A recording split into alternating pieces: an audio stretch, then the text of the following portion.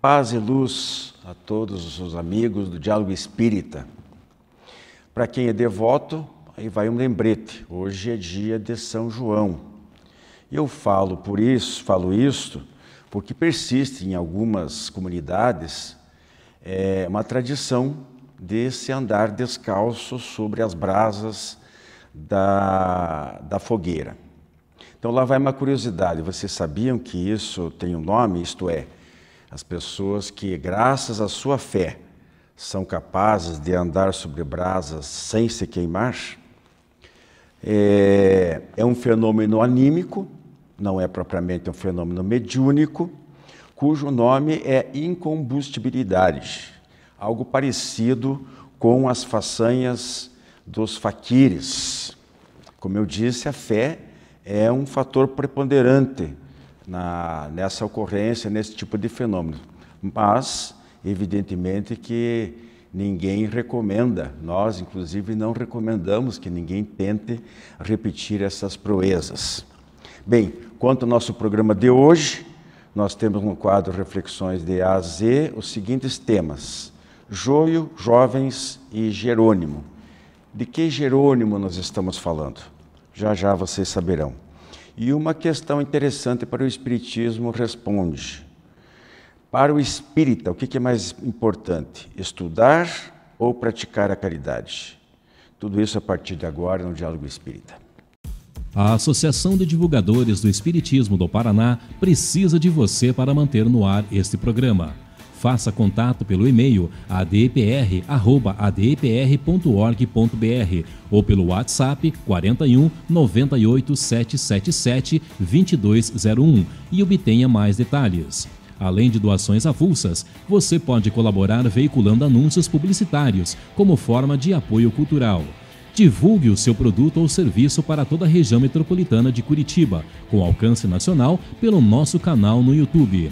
Os valores dos anúncios são incríveis, muito abaixo dos praticados no mercado. Informe-se. Ajude você também a fazer o Diálogo Espírita cada vez melhor.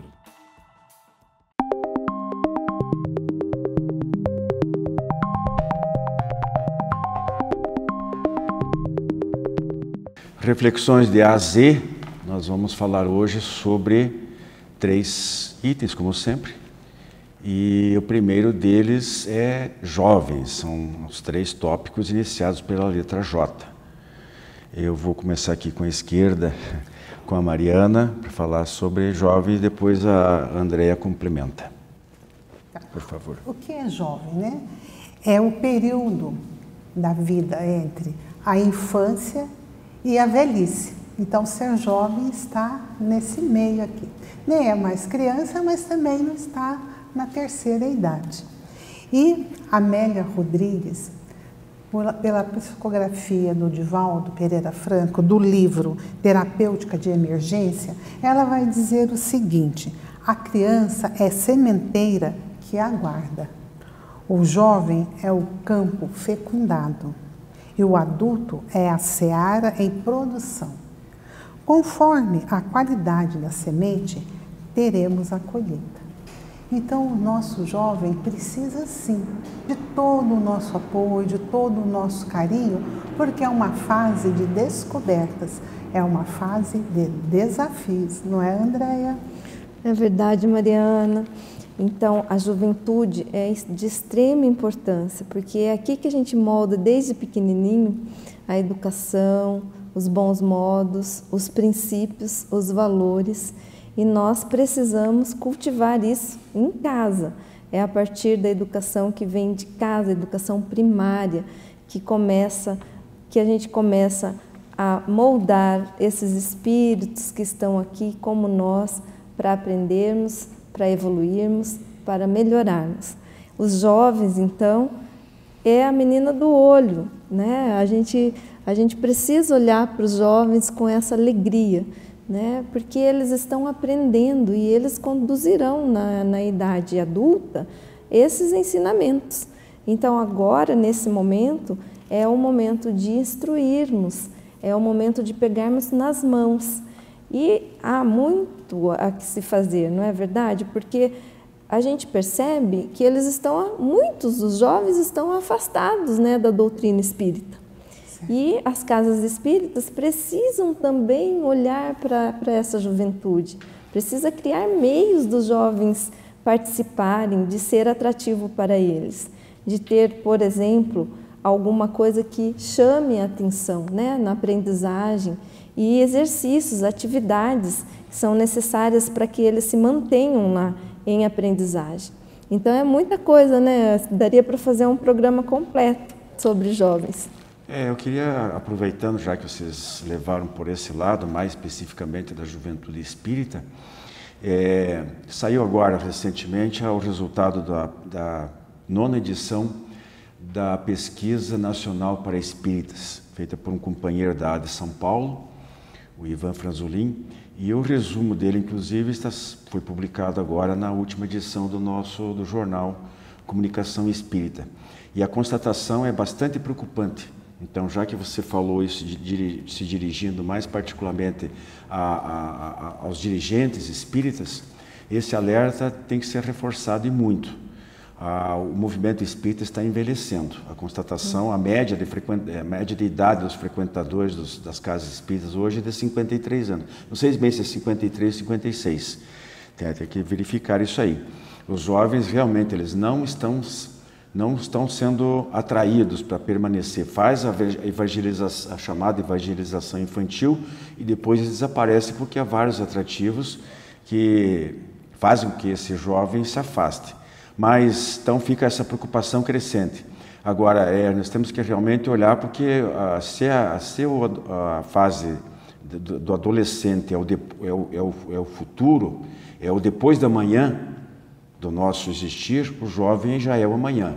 É eles que vão tomar as rédeas, não só do movimento espírita, mas de todos os movimentos eles vão liderar, estarão assumindo as rédeas do país, da família, dos costumes, tudo isso aí.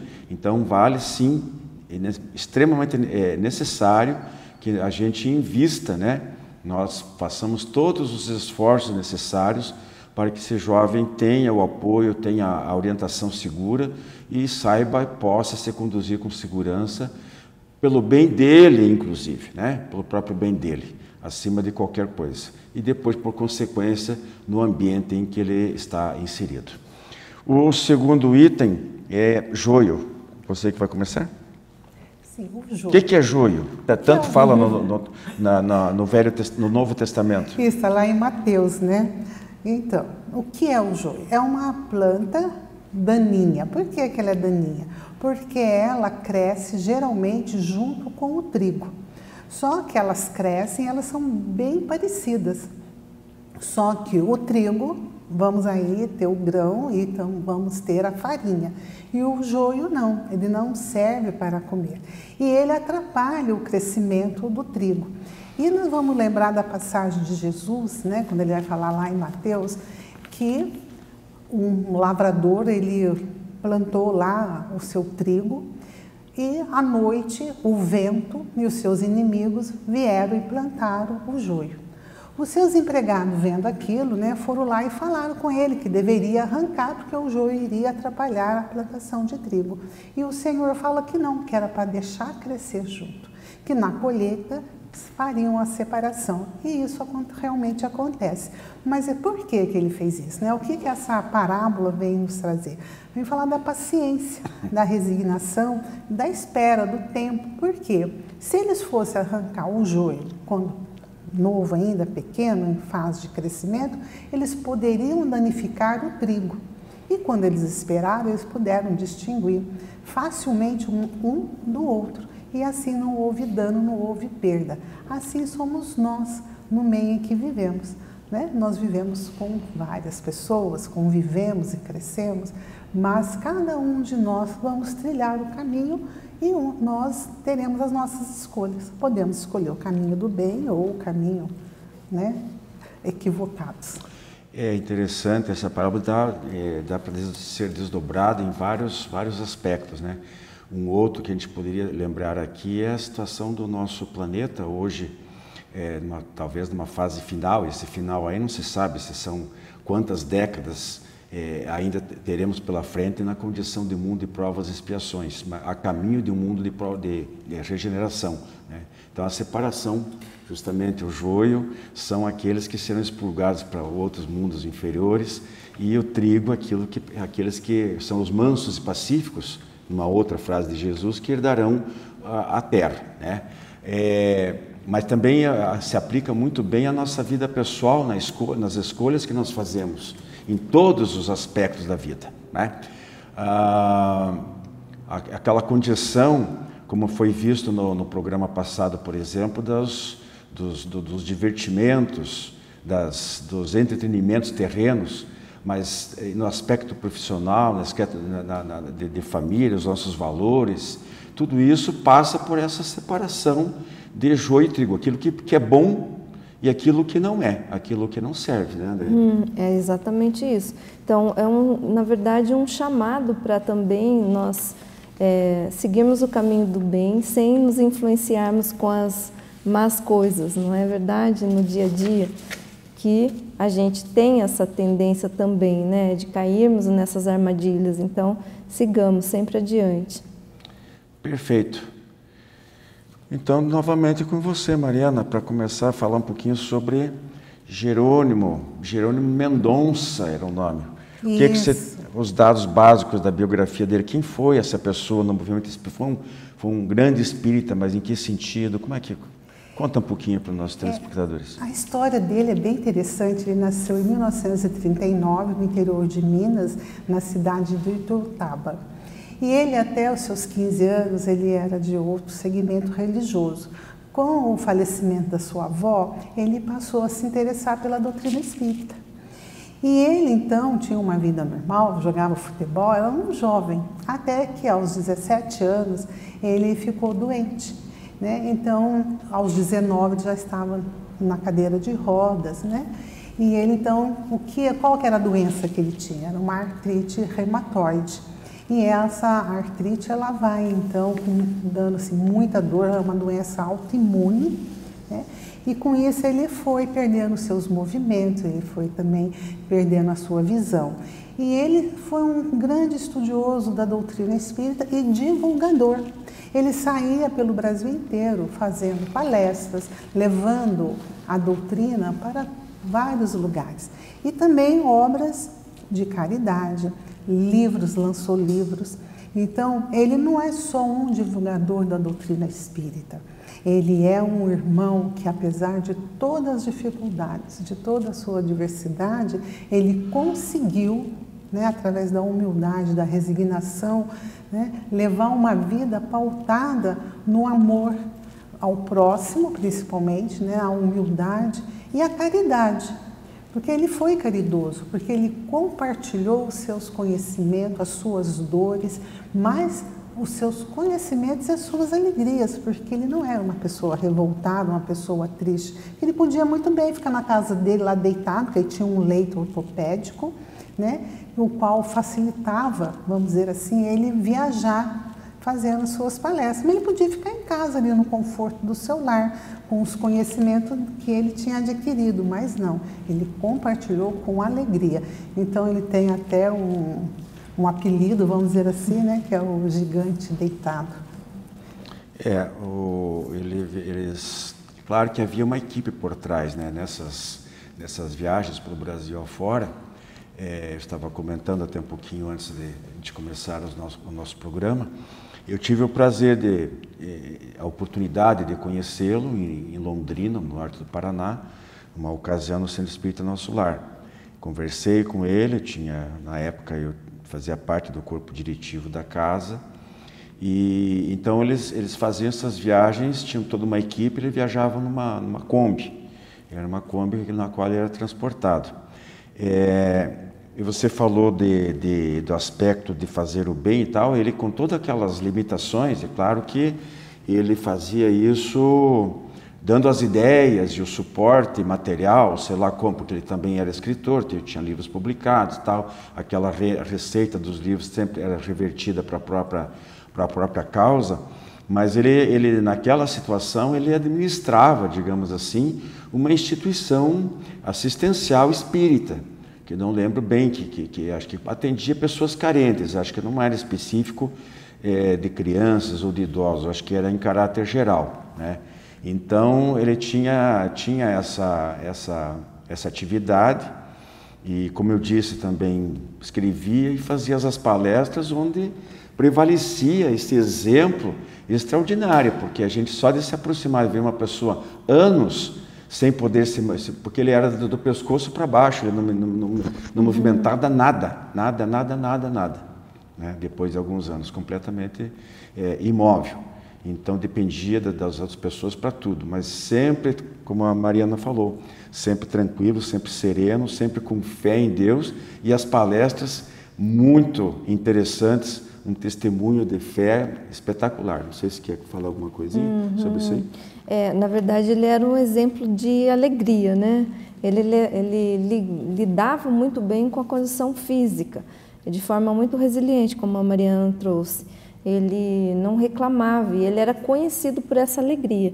E nas pesquisas que a gente faz para falar dele, né, tem uma anedota que, certa feita, o Dr. Fritz diz para ele que ele tinha a doença dos 3 Cs, né, que era cama, karma e calma. E ele dizia que se um repórter veio interrogá-lo sobre o que era felicidade para ele dizia: olha, meu filho, felicidade para mim seria conseguir virar de lado, né? Então ele extraía da dificuldade dele, das coisas que ele passava, das provações que ele tinha que passar nessa vida, ele extraía esse momento de alegria com muito humor.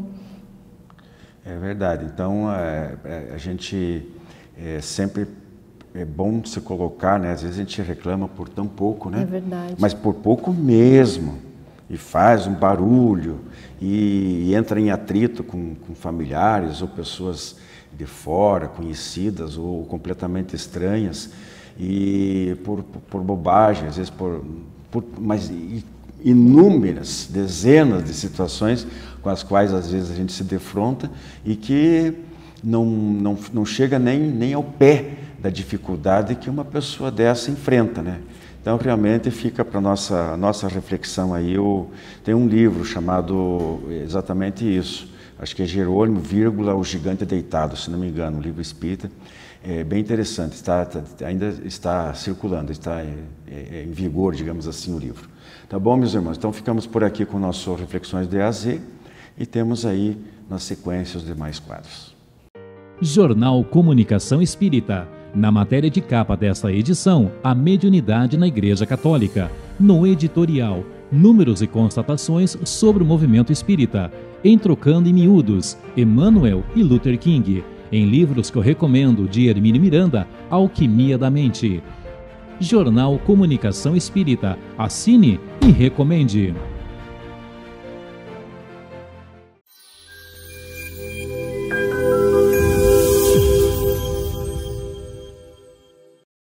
Que ovelhas somos? Este é o tema para o quadro Fonte Allan Kardec. Na obra O Espírito da Verdade, Emmanuel nos fala que o pastor atento se conecta, se identifica de tal sorte com seu rebanho que de pronto define cada uma das ovelhas sob o seu cuidado. Conhece as mais ativas, descobre as indiferentes, nomeia as retardatárias, registra aquelas que são responsáveis, classifica a lã que venham a produzir. Tudo faz por todas. Por outro lado, as ovelhas, pouco a pouco, dentro da limitação de suas características, percebem o modo de ser do pastor que as dirige. Habituam-se aos seus lugares prediletos, acolhem os seus sinais, obedecem suas ordens, registram-lhe o poder diretivo sem jamais confundir-lhe à presença. Nesta imagem, Emmanuel recorda-nos a missão divina de Jesus, o Cristo de Deus, para conosco, o rebanho terrestre. O bom pastor, compassivo e amoroso, sabendo das nossas tendências, das nossas predisposições e particularidades, suas ovelhas, distribui as tarefas conforme cada uma delas. Para aquelas que são indiferentes, o incentivo fortalece as mais fracas, apoia as mais responsáveis, acalma aquelas que são intempestuosas. De igual maneira, as ovelhas gradualmente vão assimilando seus conhecimentos, banhando-se de seu excelso amor sob a permissão de Deus. Todos nós somos responsáveis por este imenso rebanho. Neste quadro mental do qual Emmanuel nos presenteia, com o qual Emmanuel nos presenteia a lembrança do motivo de cá estarmos. Que todos nós nos questionemos que ovelha somos. Será que somos estas nesse caminho que Jesus conduz ao campo da luz celeste? Ou estamos mais para aquelas que são indiferentes, que estão paralisadas? Porém, nessa magnânima obra, lembremos de Jesus, o seu condutor, mas da responsabilidade que nos cabe, pois que, embora a obra seja dele, a tarefa é de todos nós.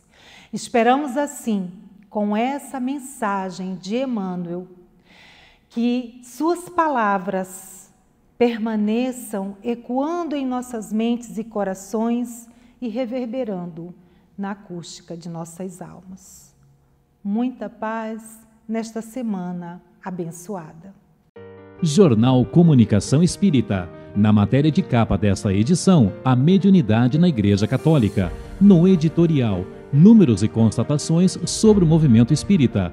Em Trocando em Miúdos, Emmanuel e Luther King. Em livros que eu recomendo, de Hermínio Miranda, Alquimia da Mente.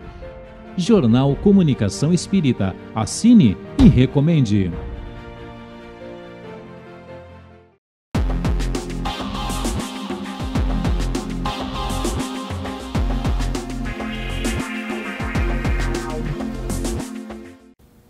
Olá, amigos. No quadro Espiritismo Responde de hoje, nós vamos falar sobre uma seguinte questão.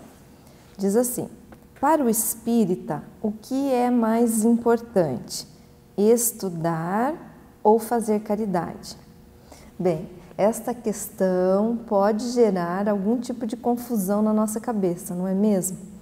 Porque, na verdade, toda doutrina é baseada em instruí-vos, um primeiro mandamento, e fazer ao próximo aquilo que nós gostaríamos que fizessem a nós mesmos, né? Então, a lição maior de Jesus, o treinamento do amor, da lei de amor. Então, logicamente, para respondermos a esta questão, nós diríamos, então, que é mais importante a caridade, em primeiro lugar, a caridade material e a caridade moral, quando nós nos colocamos no lugar do outro. Porém, a doutrina, ela é baseada também em ciência, em filosofia, em religião, e é muito importante para que a gente consiga fazer a verdadeira caridade, que nós possamos também nos instruir. Então, olhar para dentro, sempre em busca do autoconhecimento. Conheça-te a ti mesmo. É uma questão do Livro dos Espíritos. Quando a gente olha para dentro, quando nós aprendemos sobre nós mesmos, nós também estamos sendo caridosos. E aí conseguimos, de certa forma, sermos mais caridosos para o nosso próximo. A lei de amor, ela inclui tudo que nós podemos fazer ao outro, sem egoísmo, sem orgulho, sem vaidade. Quando nós estamos com esse olhar aprimorado, então nós estamos fazendo o que é mais importante. Todo o Evangelho segundo o Espiritismo, todos os livros da codificação, realizados pelo trabalho excelente de Kardec, nos mostra que são âncoras do nosso trabalho, do nosso desenvolvimento moral, quando aqui encarnados. Nós precisamos sempre acolher o outro, nós precisamos ter esse olhar amoroso, compassivo, fazermos aquilo que podemos e também aquilo que muitas vezes é muito difícil, né? Então, nós estamos prestando conta do nosso serviço, das nossas ações, e isso faz com que nós evoluamos. Quando nós estamos aqui encarnados, nós vamos passar por muitas dificuldades, são as provações. Essas dificuldades, elas permitem o nosso desenvolvimento moral. Se não passássemos por nenhuma dificuldade, não saberíamos como evoluirmos, não é verdade? Agora, quando nós estamos aqui, nem sempre é fácil fazer o bem ao outro, porque estamos vivenciando o egoísmo. O egoísmo, sabemos já de antemão, que é o adoecimento do ego. Ora, se estamos consumidos pelo egoísmo, como olharemos o outro? Como iremos exercer a caridade, né, com todo o nosso coração? Então, precisamos instruirmos também. Nós precisamos aprender sobre nós mesmos. Precisamos aprender a lidar com as nossas dificuldades, com as nossas falhas morais, com aquilo que está sempre nos atrapalhando a marcha. Então, são dois pilares muito importantes. Aqui no Evangelho segundo o Espiritismo, no capítulo 6, Cristo Consolador, aqui quando a gente tem instruções aos espíritos, no item 5, eu vou ler um trechinho para a gente complementar e encerrar essa pergunta. Diz assim: Espíritas, amai-vos, eis o primeiro ensinamento. Instruí-vos, eis o segundo. Todas as verdades são encontradas no cristianismo. Os erros que nele criaram raiz são de origem humana. E eis que, além do túmulo, em que acreditáveis o nada, vozes vêm clamar-vos. Irmãos, nada perece. Jesus Cristo é o vencedor do mal. Sede os vencedores da impiedade. Espírito de Verdade, Paris, 1860. Bem, muita paz a todos e vamos exercer o nosso amor ao próximo. Até a próxima. Você conhece o Clube do Livro Espírita de Curitiba? Com ele, você tem descontos de até 60% no preço de capa. E a cada 2 meses, recebe 1 ou mais livros em seu endereço. Associe-se e tenha o melhor da literatura espírita em sua casa e ainda ganhe uma assinatura do jornal Comunicação Espírita durante o período de 1 ano. Clube do Livro Espírita de Curitiba. Associe-se e contribua para a manutenção do programa Diálogo Espírita.